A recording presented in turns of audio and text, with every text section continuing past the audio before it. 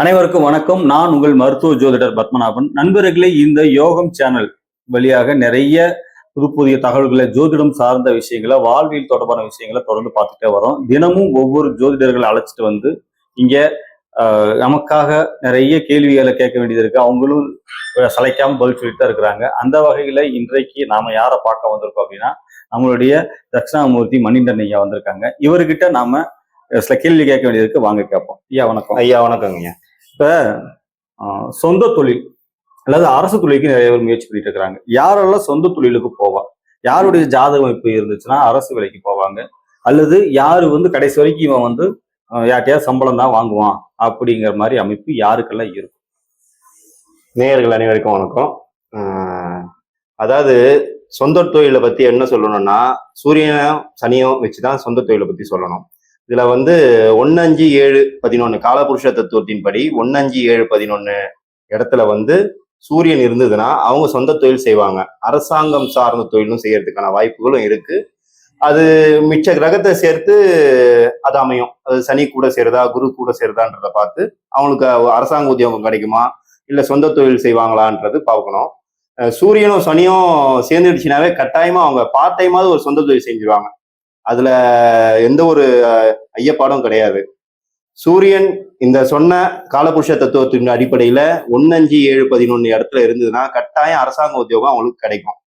சொந்த தொழிலும் பார்ட் டைமாவும் செய்வாங்க. எந்த ஒரு காலகட்டத்திலையும் அவங்க ஒரு சொந்த தொழில் செய்வாங்க.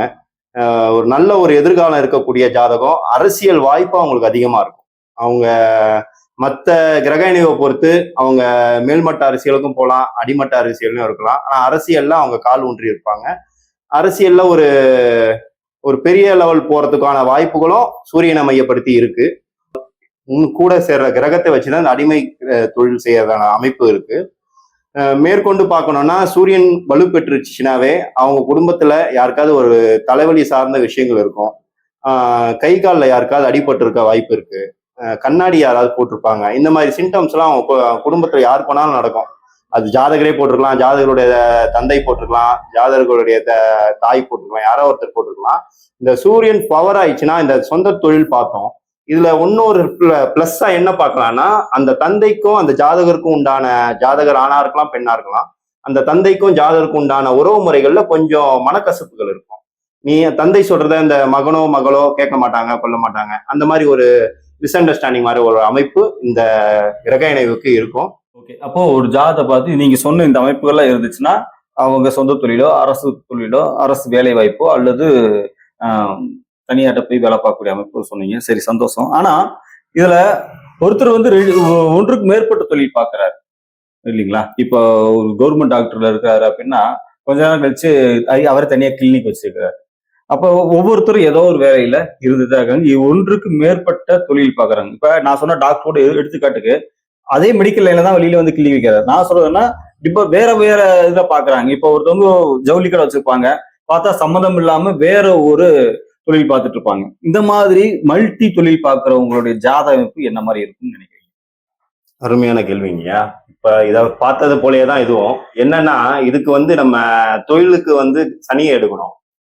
சனி கூட சூரியன் சேர்ந்தா அரசாங்கம் சார்ந்த விஷயங்கள்ல தொழில நம்ம ஈடுபடுவோம். இதுல ஒரு சனி கிரகம் ஒரு பிறப்பு ஜாதகத்துல ஒரு நிலையில்லாத தன்மை, அந்த நிலையில்லாத தன்மை அது அடைஞ்சிடுச்சுன்னா ஜாதகர் பல தொழில்கள் செய்வார். 1-2 தொழில்கள், நிறைய தொழில்கள் செய்வார். தொழில்கள் மூலம் நல்ல நாலேஜ் இருக்கும். அவர் எந்த தொழில் கேட்டாலும் இந்த தொழிலும் செஞ்சேன், இந்த தொழிலை கேட்டா அதுவும் நான் செஞ்சேன்ற மாதிரி அவருடைய அனுபவம் இருக்கும். ஓகே. ஒரு நீங்க சொல்ல பார்த்தா அவரு கொஞ்ச நாள் செய்வாரு, ஒரு 6 மாசம் ஒரு செய்வாரு, திரும்ப அதை விட்டுட்டு அடுத்து ஜம்ப் பண்ணி செஞ்சுட்டே இருப்பாரு. எதனால அந்த வேலையை விட்டு நிறுத்தினாங்கன்னே தெரியாத அளவுக்கு திடீர்னு நிறுத்துவாங்க, திடீர்னு ஸ்டாப் ஆயிடும். ஒரு மாசம் வேலை இல்லாம இருந்து திரும்ப இன்னொரு வேலையை கண்டினியூ பண்ணுவாங்க. அது வேற வேலையா இருக்கும். இந்த மாதிரி வேற வேற வேலையா மாறி தொழில் மூலம் நல்ல நாலேஜ் இருக்கும். எந்த தொழில் கேட்டாலும் நல்ல ஒரு அறிவோட தெளிவா பதில் சொல்லக்கூடிய ஆளு, கடின உழைப்பாளியா இருப்பாங்க. அந்த மாதிரி ஒரு சனி கிரகம் நிலையில்லாத ஒரு தன்மை அடைஞ்சிச்சுன்னா கடின உழைப்பாளியா இருப்பாங்க. ஆனா உழைப்புக்கேற்ற ஊதியம் அவங்களுக்கு அங்கீகாரமும் கிடைக்காது. அதுக்கு ஏங்குற மனுஷாலாவும் இருப்பாங்க. அது ஆண் ஜாதகரம் இருந்தாலும் சரி, பெண் ஜாதகரம் இருந்தாலும் சரி, ரெண்டுத்துக்கும் ஒரே தன்மை தான் அமையும். அப்ப இப்படியே ஒவ்வொரு தொழிலா பண்ணிக்கிட்டே இருக்கிறாங்கன்னா அவங்களுக்கு தனக்கான அங்கீகாரம் கிடைக்காதுன்னா அவங்களுக்குன்னு வாழ்க்கை எப்பதான் அமையும்? இதுதான் என்னோட அடையாளம்னு எப்போ அந்த வயசுல இருக்கும்? இல்ல, இந்த மாதிரி இருக்கிற ஜாதகருக்கு என்ன ஆகும்னா, அந்த சனி ஒரு நிலையில்லாத தன்மை அடைகிற ஜாதகத்துக்கு என்ன ஆகும்னா, போது அவருக்கு வந்து ஒரு நிலையான ஒரு வேலை அமையும். இதுதான் நிலையான வேலைன்னு அதை கண்டினியூ பண்ணிடுவாங்க. அந்த நிலையான வேலை அமைஞ்சதுக்கு அப்புறம் அதன் மூலம் பொருளாதார நிலை உயரும் அவருக்கு. அப்ப அதுவே அவருக்கு அடையாளமா? தொழில் மூலம் அடையாளப்படுத்தப்படக்கூடிய இந்த சனி கிரக நிலையில்லாத தன்மை அடைஞ்சதுன்னா. ஓகே, சந்தோஷம், ரொம்ப சந்தோஷம், ரொம்ப எளிமையா சொன்னீங்க. வணக்கம். நன்றிங்க.